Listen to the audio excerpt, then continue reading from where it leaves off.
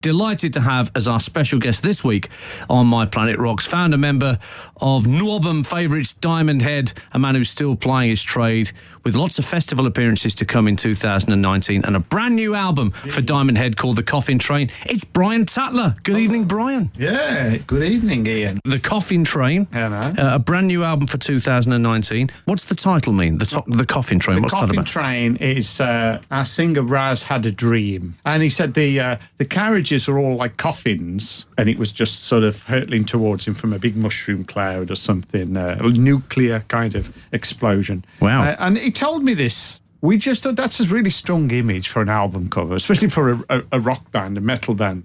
So we did sketches and worked on the artwork, and it's turned out really well. It's a great cover. We're really pleased with it. Well, Diamond Head have had something of a resurgence in recent years. This is your second studio album in pretty short space of time. What was the spark that led to the resurgence in the work you've been doing with Diamond Head? Can you pinpoint anything? I guess it's partly been Raz joining. He's given us a new lease of energy, and it's been great to be able to write with Raz, and I'm really pleased.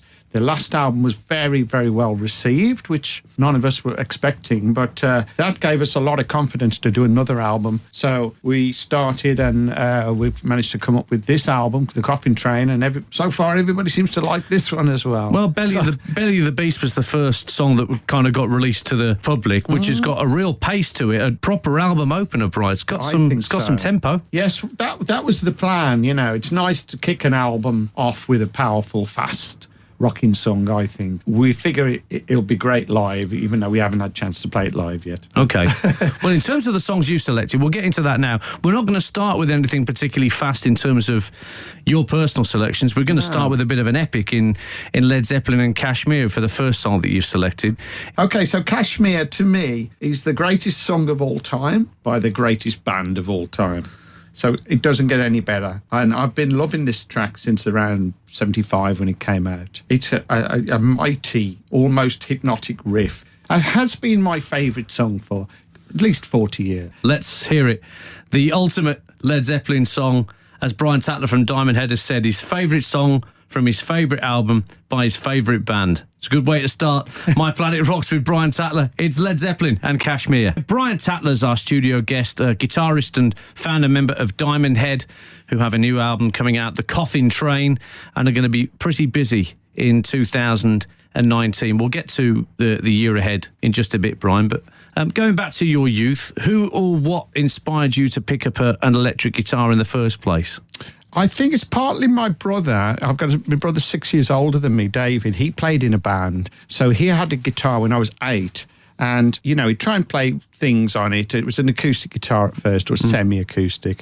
And then later, as he started getting into rock music, like he bought Zeppelin albums, Beatles and Black Sabbath and things home, you know. So I got to listen to it and grew into rock pretty much through him, and then started buying albums myself. Can you remember the first album you bought? Yeah, absolutely. It was Led Zeppelin 2. Okay. Which is a good start, isn't it, for a collection? And the other reason, really, I think, is Richie Blackmore on this particular track, which is Highway Star, Deep Purple's from Machine Head. Once I heard this track, and I'm probably 14, I decided I'm going to have to practice. If I'm going to get any good on the guitar, I'm going to have to practice. I'm going to have to get serious. But yeah, Blackmore's unbelievable on that. The groove and the energy. It's very inspiring, this track. Deep Purple and Highway Star. Brand new album called The Coffin Train that you can wrap your lug holes round. And you've got a busy 2019 to come. Well, it's a very festival-heavy 2019, isn't it, Brian? It is. We've got some great festivals coming up. We're doing Hellfest in June in France. Never done it before. It's supposed to be fantastic. I've heard some brilliant reports about it. In the UK, we've got Stone Deaf, the Rock and Blues Festival. We've also got 2 dates with Saxon. Okay. So we're looking forward to that. It's going to be great. Now, let's move on. You've gone for Sabbath next with one of my personal favourites, Symptom of the Universe. Yeah, what a brilliant heavy metal riff that is. Crushing, relentless riff. To me, this was the heaviest riff in the world, and I wanted to write something even heavier. So the best I could come up with was Am I Evil? It's not bad, Brian. I did okay, but this track sort of inspired me to beat. It was like Sabbath threw down the gauntlet. And I thought, right, I'm going to try and beat that riff. So Am I Evil's got a similar kind of relentless riff for like 2.5 minutes. All that happens is it changes key and the drum pattern changes underneath it. But the repetitiveness of it just really drove into me, I remember, from this one. I went to see them. My brother my brother Dave took me to see Black Sabbath when I was 14. Okay. So that left quite an impression on me. Where would that have been? Town Hall in Birmingham? No, Odeon. Oh, the Odeon, right, okay. Sabbath, Bloody Sabbath. Right. 74. Oh, wow. Yeah, mighty. That's before this album came out. Yeah, because Sabotage was, 75, 76, I think something 75, like that? 76. And Brian Tatler, the founder, member and guitarist of Diamond Head, has been good enough to join us in the studio. We've been running through some of his favourite tracks. And we spoke about Am I Evil briefly just then, about you trying to top Symptom of the Universe by coming up with Am I Evil. Look, it's been a song that's been really good to you. And I always ask this of people who kind of have a signature song. Have you ever grown tired of playing Am I Evil? No, is the short answer. Because I always think when the crowd's getting good in the set, and I think, right, by the time we get to Am I Evil's normally towards the back. Of course, yeah. They're going to go mental for this one, because it is the one that people know. If you know anything about Diamond Head, you probably know Am I Evil. So I'm very proud of it, and I don't get bored with playing that. I always think if you've got a song in your set that's really, really going to work with the crowd, then you've got to be pleased to have it there. A lot of bands would love to have that. Well, of course, of their own. And Lars and James from Metallica have long since expressed their love for that song and what you did for the new wave of British heavy metal and the influence that you were on them. They have played Am I Evil live more times than Diamond Head. How about that? Mad. It's just mad. You've guested with them, surely, playing Am I Evil a few times, haven't you? Yeah. First time at the Odeon in Birmingham when they did Master of Puppets. Wow. And Lars would have called in the afternoon and said, come down and how do you fancy playing Am I Evil with us? And all that. So I did. You got to, haven't you, when you're invited? Too right, no, not too shabby at all. Rude not to. Yes. Now, let's move on. Let's choose another track. We're going for some AC/DC here that you selected, Brian. Yeah. And we're going back to Problem Child, specifically. Yeah. So the first time I caught sight of AC/DC was on the Old Grey Whistle Test, playing this song. I just thought it sounded so powerful, yet so simple. I just thought, well, it's a D to an A, and then a D to a G. Yep. And I thought, why does it sound so fantastic, So I bought a ticket to see them live at the Birmingham Mayfair Suite. There was only 300 people at this gig, right? So they're not a big band yet. And Angus would come really close to the front, and the sweat and the snot would fly all over the front rows. That's not a stage effect, by the way, folks. That's just the way it was. That's the real deal. And that Young Brothers guitar sound has never left me. I've always absolutely loved that clean. It's a lot cleaner than a lot of rock bands these days. It's almost like, I don't know how they do it, that it's so powerful, yeah. The guitars aren't just, drenched in distortion. Now, luckily enough for you, fast forward a couple of years and you get the chance to tour with AC/DC. Yeah, well, we supported them at the end of the Highway to Hell tour, 79. It's actually into 1980, tell a lie. Yeah. And we ended up doing the last two ever gigs that Bon Scott, where Bon Scott was the lead singer. Right. And we all loved AC/DC, so exciting for us to get these two gigs, both sold out, playing entirely to their audience. Of course. Nobody really knew Diamond Head, but we seemed to be able to win them over, and that gave us a real boost to think, wow, if we can win over an AC/DC crowd, we must be doing something right. And they were gracious hosts, I presume. Fantastic, to a fault. They helped us tune the drum kit up when our drummer hadn't got a clue, And we met them, got autographs and all sorts of things. So, wow. Yeah, they were great. And within a couple of months, Bond's no longer with us. No. Extraordinary. Well, there you go. So, from the band who Brian Tatler of Diamond Head supported on the last two shows with Bon, here is Bon at his finest with Problem Child. On Planet Rock, Brian Tatler from Diamond Head is our studio guest, playing some of the songs that influenced him. And for 2019, we mentioned, the albums. Yes. The Coffin Train. There's lots of festival work. Yes. Festivals are a funny thing because sometimes bands feel like they're not in control. If you're not doing your own headline tour, it can be a little bit fly by night. You know, I've done plenty like that where you fly in and you've got a couple of hours to get to the venue and quickly get on 15-minute changeover. Yeah. Get out, get back to the airport. Yeah. So I've got used to it over the years. Sometimes I don't know what amp I'm using. You turn up and they go, "We've got one of these for you. Is that all right?" And I've never seen it before. I'll plug in, start trying to get a sound, clock's ticking, and you've still got to go and get changed. you run over to the monitor and go, "Can I have some guitar in monitor?" I don't want anything else. Yeah, no drums, take the drums.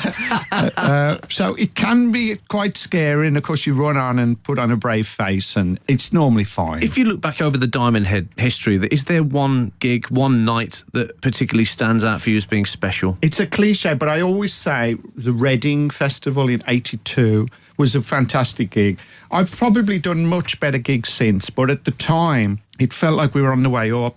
It felt like a peak, almost like a career highlight at the time. It was the biggest gig we'd ever played. We fortunately played well, and I know we played well because they recorded it for Radio 1. And yeah, you'd have been on the I got Friday to hear Rock it. Show. Yeah. And I remember sitting by the radio, worried, thinking, "Oh, I hope it was all right," because I didn't know. No. And fortunately, it was. So I was very proud of that we'd managed to do a really good gig. It's a big festival, and it was recorded for the radio. So.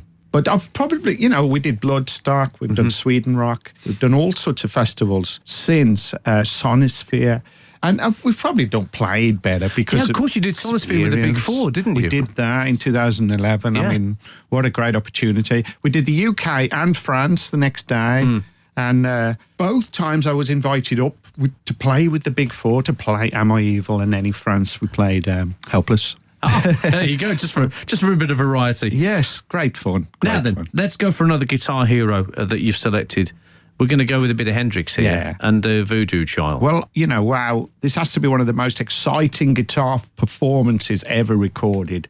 It feels like it was done in one magical take, with Hendrix adding wah-wah and all manner of tricks and licks on the guitar.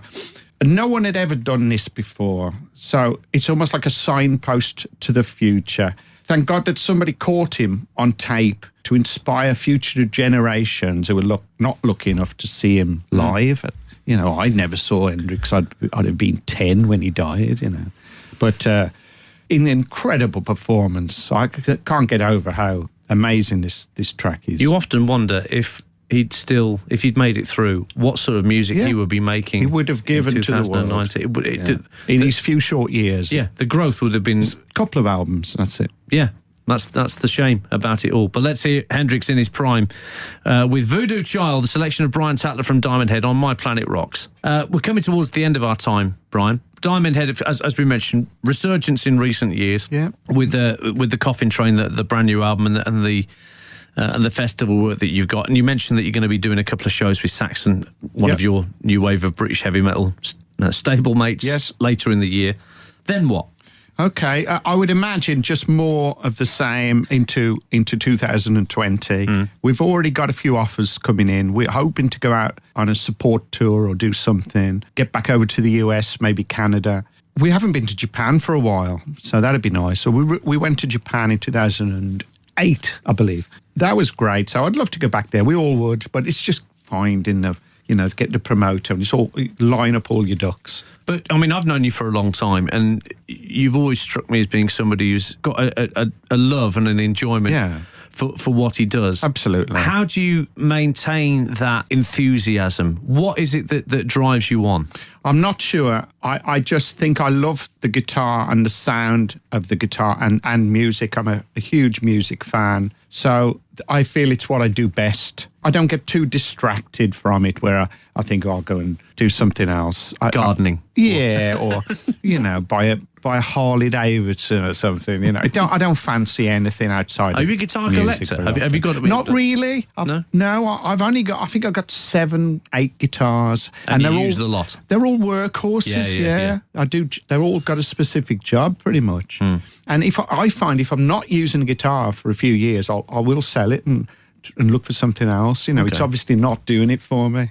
Okay, well, let's go for your final selection here on My Planet Rocks. And this is a little bit left field. A lot of the younger listeners of Planet Rock may not know too much about Bebop Deluxe. No. He's a great guitarist, probably a little bit overlooked. We're talking about Bill Nelson. Yeah. And I just really liked his sound. It's a thick Gibson sound with a lot of sustain.